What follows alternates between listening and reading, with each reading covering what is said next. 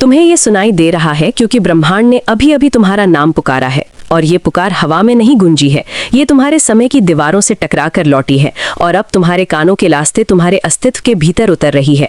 तुम अभी जिस पल में खड़े हो वो साधारण नहीं है, ये वही मोड़ है जहां से तुम्हारी किस्मत की रेखाएं अचानक मुड़ने लगती हैं। लेकिन ये मोड़ आंखों से दिखाई नहीं देता, इसे केवल वही महसूस कर सकता है जिसने अपने भीतर की हल्की सी बेचैनी को सुना हो, वो बेचैनी जो बिना किसी वजह के दिल के बीचों बीच उठती है और तुम्हें ये सोचने पर मजबूर कर देती है कि कहीं कुछ बदल तो नहीं रहा, कहीं कुछ बुला तो नहीं रहा।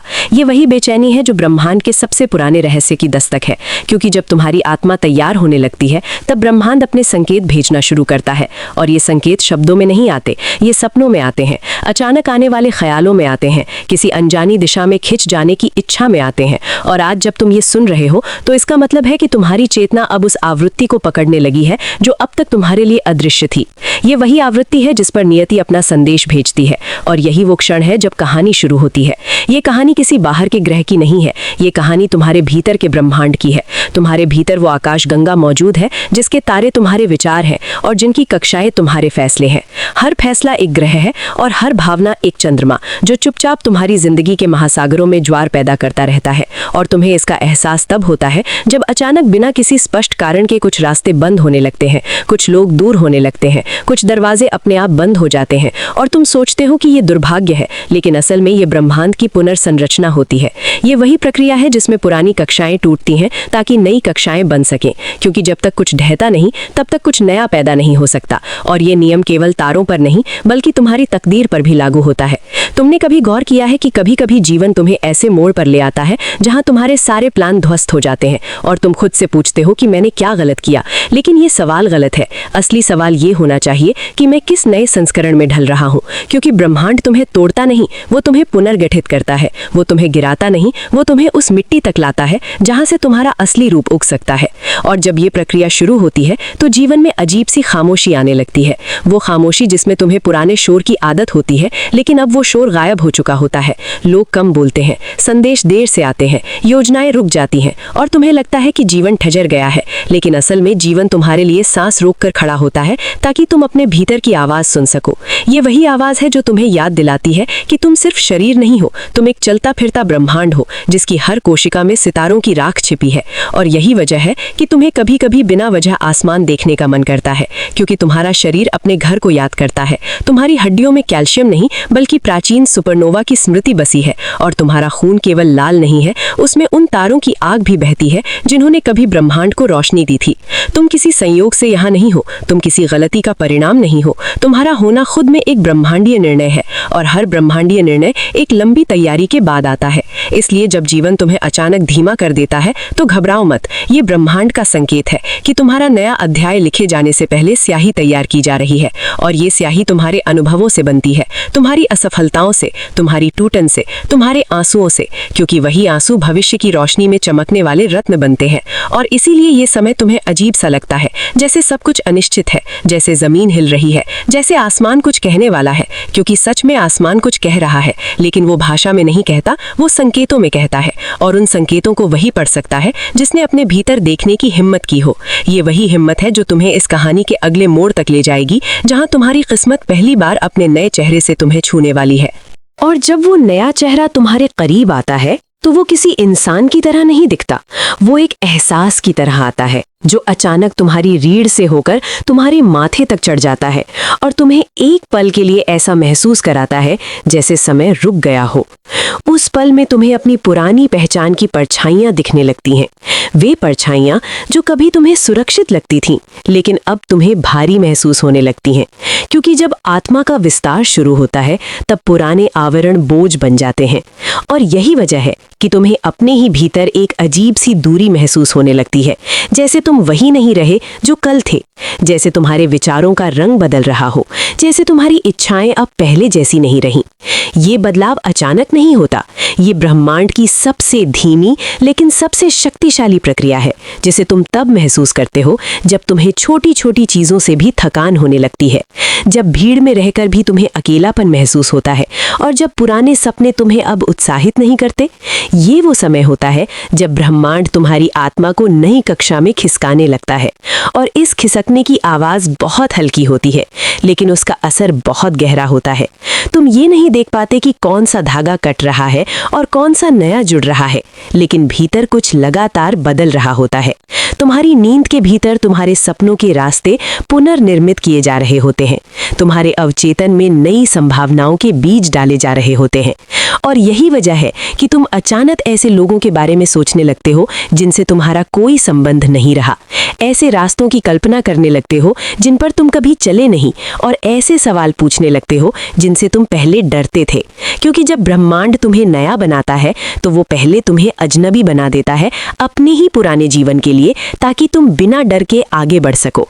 ये एक प्रकार की आंतरिक मृत्यु होती है, जिसमें पुरानी पहचान चुपचाप गिर जाती है और कोई शोक नहीं मनाया जाता, क्योंकि वो मृत्यु नई रोशनी के लिए जगह बनाती है। और इसीलिए तुम्हें लग सकता है कि कुछ लोग अचानक तुम्हारी जिंदगी से गायब हो रहे हैं, कुछ रिश्ते बिना लड़ाई के खत्म हो रहे हैं, और कुछ दरवाजे बिना आवाज के बंद हो रहे हैं। लेकिन ये ब्रह्मांड का अपमान नहीं है, ये ब्रह्मांड की कृपा है, क्योंकि हर वो चीज जो तुम्हारे अगले स्तर के साथ मेल नहीं खाती, वो अपने आप हटने लगती है। जैसे किसी अदृश्य हाथ ने तुम्हारी दुनिया की सफाई शुरू कर दी हो, और तुम खड़े होकर देखते रहते हो, ये सोचते हुए कि आखिर ये सब क्यों हो रहा है। और उसी खामोशी में तुम्हें अपने भीतर एक नई आवाज सुनाई देने लगती है, जो कहती है कि तुम उस व्यक्ति में बदल रहे हो जिसे कभी तुमने केवल कल्पना में देखा था। और अब ये कल्पना तुम्हारे खून में उतर रही है, तुम्हारी चाल में उतर रही है, तुम्हारी आंखों की चमक में उतर रही है। और जब ये प्रक्रिया तेज होती है तो ब्रह्मांड तुम्हें संकेतों के जरिए ये बताने लगता है कि तुम सुरक्षित हो। वो तुम्हें बार बार दोहरते हुए नंबर दिखाता है, तुम्हें एक ही तरह के शब्द अलग अलग जगहों पर सुनाता है, तुम्हें ऐसे वाक्य मिलते हैं जो सीधे तुम्हारे सवालों का जवाब होते हैं। और तुम सोचते हो कि ये संयोग है, लेकिन संयोग नाम की कोई चीज नहीं होती, ये केवल समन्वय होता है। वो समन्वय जिसमें तुम्हारा अंदर और बाहर एक ही दिशा में चलने लगते हैं। और यही वो क्षण होता है जब तुम्हारी किस्मत की दिशा पहली बार सच में बदलती है, क्योंकि अब तुम वही रास्ता देखने लगते हो जिसे तुम पहले अनदेखा कर देते थे, और तुम वही दरवाजा महसूस करने लगते हो जो पहले तुम्हें दिखाई ही नहीं देता था। और ये सब धीरे धीरे तुम्हें उस सीमा के करीब ले आता है जहां से तुम्हारा अगला अध्याय शुरू होने वाला है। और जब तुम उस सीमा के पास पहुंचते हो तो वहां कोई बोर्ड नहीं लगा होता, कोई घोषणा नहीं होती, कोई ताली नहीं बजती। वहां केवल एक गहरी खामोशी होती है जो तुम्हारे भीतर उतरती है और तुम्हें ये एहसास कराती है कि अब पीछे लौटना संभव नहीं है, क्योंकि जिस व्यक्ति के रूप में तुम इस सीमा तक आए हो वो व्यक्ति अब वहीं छूटने वाला है, और जिस व्यक्ति के रूप में तुम आगे बढ़ोगे वो अभी जन्म ले रहा है। ये वो क्षण है जहां समय की धार तुम्हारे भीतर से होकर बहने लगती है, और तुम्हें अपने बीते हुए कल और आने वाले कल दोनों एक साथ महसूस होने लगते हैं। तुम्हें अपने पुराने डर याद आते हैं, तुम्हें अपने पुराने सपनों की आवाज सुनाई देती है, और फिर उन सब के ऊपर एक नई पुकार उठती है जो कहती है कि अब तुम्हें अपने जीवन की भूमिका बदलनी है। अब तुम्हें दर्शक नहीं बल्कि सृष्टा बनना है, क्योंकि अब तक तुम घटनाओं को होने देते रहे थे, लेकिन अब तुम उन्हें जन्म देने वाले हो। और यही वो मोड़ है जहां ब्रह्मांड तुम्हें पहली बार अपनी शक्ति का आभास कराता है। वो शक्ति जो बाहर से नहीं आती, वो शक्ति जो तुम्हारे भीतर की चेतना के गहरे कोनों में छिपी होती है। और जब तुम उसे छूते हो तो तुम्हें एहसास होता है कि तुम्हारे शब्दों में वजन आने लगा है, तुम्हारे इरादों में चुंबकत्व आने लगा है, और तुम्हारे विचारों में वो तरंग पैदा होने लगी है जो वास्तविकता को हिला सकती है। ये वही तरंग है जिस पर नियति प्रतिक्रिया देती है, और इसी वजह से तुम्हारे मन में अब जो भी बीज गिरता है वो साधारण नहीं रहता, वो ब्रह्मांडीय अनुबंध बन जाता है।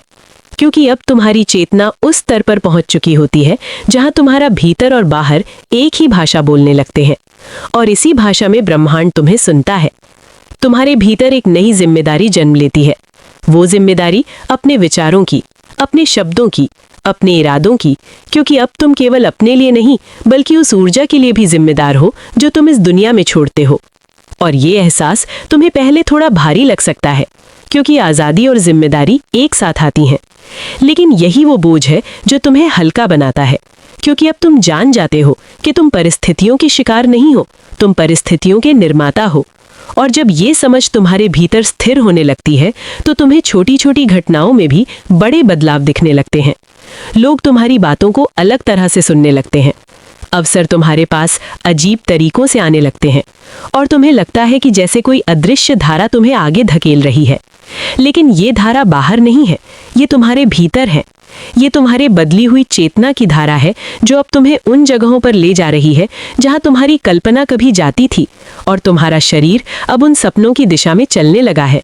और यही वो समय होता है जब तुम्हारी किस्मत का पुराना नक्शा धीरे धीरे जलने लगता है, ताकि नया नक्शा तुम्हारे भीतर उभर सके। और ये नया नक्शा तुम्हें उस अंतिम मोड़ की ओर ले जा रहा है जहां तुम्हारी कहानी का सबसे बड़ा रहस्य खुलने वाला है। और जब तुम उस अंतिम मोड़ के करीब पहुंचते हो तो हवा भी तुम्हारे नाम को एक अलग लहजे में बोलने लगती है, जैसे ब्रह्मांड अब तुम्हें उसी पहचान से पुकार रहा हो जिसे तुम बनने वाले हो। उस पल तुम्हें ये एहसास होता है कि तुम्हारी पूरी जिंदगी किसी रेखा की तरह सीधी नहीं थी, बल्कि एक सर्पिल की तरह घूमती रही थी, जो बार बार तुम्हें उन्हीं भावनाओं, उन्हीं सवालों और उन्हीं परिस्थितियों के पास ले आती रही, ताकि हर चक्कर पर तुम थोड़ा और जागरूक, थोड़ा और गहरा और थोड़ा और सच्चा बन सको। और अब ये सर्पिल तुम्हें उस केंद्र तक ले आई है जहां तुम्हारी आत्मा की असली दिशा छिपी हुई थी।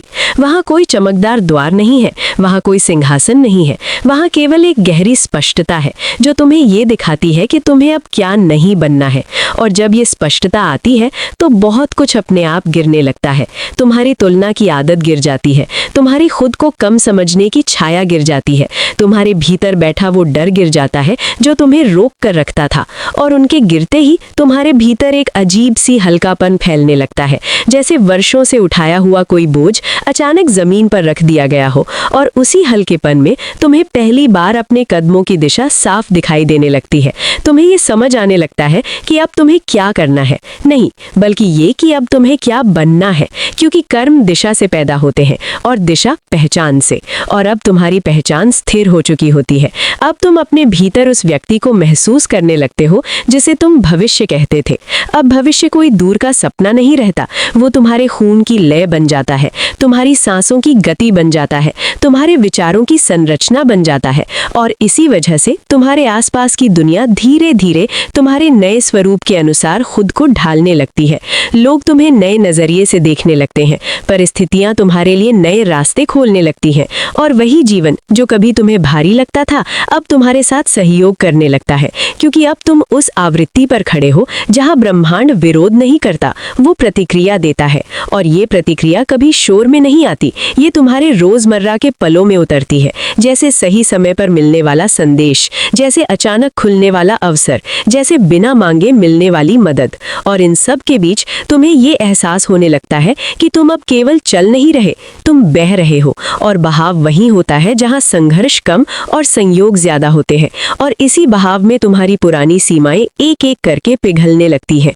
तुम खुद को उन जगहों पर बोलते हुए पाते हो जहां पहले तुम चुप रहते थे, तुम उन फैसलों को लेते हुए पाते हो जिनसे पहले तुम डरते थे, और तुम उन सपनों के लिए कदम उठाते हुए पाते हो जिन्हें कभी तुमने केवल आसमान में टांग कर रखा था। और ये सब बिना जोर लगाए होने लगता है, क्योंकि अब तुम्हारी आंतरिक और बाहरी दुनिया एक ही ताल पर नाचने लगी होती है। और यही वो सामंजस्य है जिसे लोग सौभाग्य कहते हैं। लेकिन सौभाग्य कोई संयोग नहीं है, ये उस क्षण का नाम है जब तुम अपनी असली दिशा के साथ मेल खाने लगते हो। और इसी मेल में तुम्हारी किस्मत अचानक बदलती हुई दिखाई देती है। लेकिन असल में वो अचानक नहीं होती, वो वर्षों की आंतरिक तैयारी का फल होती है जिसे तुम आज देख पा रहे हो। और इसी तैयारी की वजह से अब तुम छोटी जीतों को हल्के में नहीं लेते, क्योंकि तुम जानते हो कि हर छोटी जीत एक बड़े परिवर्तन की नींव होती है, और हर छोटा कदम एक दूर की मंजिल की दिशा तय करता है। और इस समझ के साथ तुम्हारे भीतर एक गहरी शांति उतरती है, वो शांति जो सुस्ती नहीं है, वो जागरूकता है, वो ऐसी शांति शांति है जिसमें तुम्हें हर पल अपनी शक्ति का एहसास होता है, और उसी एहसास के साथ तुम अब जीवन को किसी युद्ध की तरह नहीं बल्कि किसी नृत्य की तरह जीने लगते हो, जहां हर मोड़, हर ठोकर, हर विराम तुम्हें तोड़ने नहीं बल्कि तुम्हें तराशने के लिए आता है। और इस नृत्य में तुम्हें ये भी समझ आने लगता है कि जो कुछ भी तुम्हारे साथ हुआ वो तुम्हें कमजोर करने नहीं बल्कि तुम्हें उस स्तर तक लाने के लिए था जहां अब तुम खड़े हो। और इसी समझ के साथ तुम्हारे भीतर कृतज्ञता का एक नया स्तर खुलता है। तुम अपने अतीत को माफ करते हो, अपने आप को माफ करते हो और उन परिस्थितियों को भी माफ करते हो जिन्हें तुम कभी दोष देते थे, क्योंकि अब तुम्हें दिखाई देता है कि वही परिस्थितियां तुम्हारे प्रशिक्षण का हिस्सा थीं, वही लोग तुम्हारे सबक थे और वही दर्द तुम्हारी दीक्षा थी। और जब ये कृतज्ञता स्थिर हो जाती है तो तुम्हारी ऊर्जा में एक नई चमक आ जाती है, एक ऐसी चमक जो शब्दों से नहीं बल्कि उपस्थिति से महसूस होती है। लोग तुम्हारे पास बैठकर हल्का महसूस करने लगते हैं, तुम्हारी बातों में एक अनजानी सच्चाई महसूस करने लगते हैं और तुम्हारी आंखों में एक स्थिरता देखने लगते हैं जो भरोसा पैदा करती है। और यही वो क्षण होता है जब तुम समझते हो कि तुम्हारी किस्मत बदलने की प्रक्रिया पूरी नहीं हुई है बल्कि अब शुरू हुई है, क्योंकि अब तुम केवल अपने लिए नहीं बल्कि उन सभी के लिए भी एक संकेत बन चुके हो जो अभी भी उसी पुराने मोड़ पर खड़े हैं जहां से तुम चले थे। और तुम्हारा होना उनके लिए एक मौन संदेश बन जाता है कि बदलाव संभव है, जागरण संभव है और अपने भीतर के ब्रह्मांड से जुड़ना संभव है।